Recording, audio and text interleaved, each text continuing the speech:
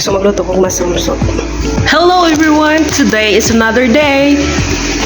So magluto-luto na pong kuno kaya wala mo ko'y laing buhaton magluto-luto kasi wala ang buhaton yun. Ganti ko buhaton sa sulod pero galuto lang ko kay saan may mong kanon. Wala laing muluto si sir. Wala man diri nagtrabaho man si sir niya. Panagsara man na siya muluto. So ako magitig luto diri ano.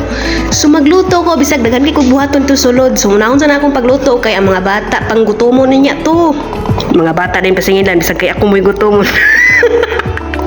Bitaw gakurog-kurog na biyan ako sa kagutom no. Munang pasayloan na lang gyud ko ninyo kung sa inyong paglantaw nga dako ko sa akong sarili wa dili ko dako kay naapay mas dako sa ako char lang. Muniwang nga gihapon ko, not now but I'm not sure. So, muna no, nag-slice na kong ahos no para mag-prepare na to sa ato ang mga panglutoon. So, manani kanya akong pangkailangan ahos, mushroom, oil, og nagpainit na ko og kaldero og naapog ko'y chicken cubes. So, mag-start na ta og prito para atong masugdan na og luto mga kaon ang mga bata. So, ako na inunod ang mushroom, so muna akong cubes.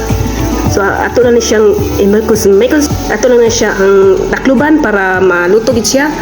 Ug ato nang i-open para ato na siyang lundan og fresh milk.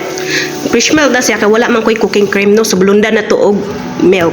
So ato na ni siyang timplahan sa tubig para mahimo na gyud siyang soup. Ug ato na pud siyang butangan og pangpalapot. Nagtimpla na ko dana pangpalapot na siya. Ug ato siyang butangan og mga spices. Ano siya? Oregano og basil na siya.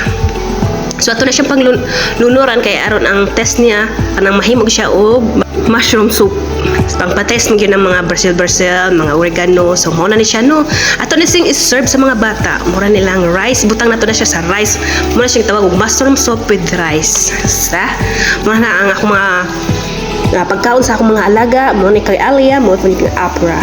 So, yalla, bye-bye. At imanon sa na akong mga bata. Pakanon.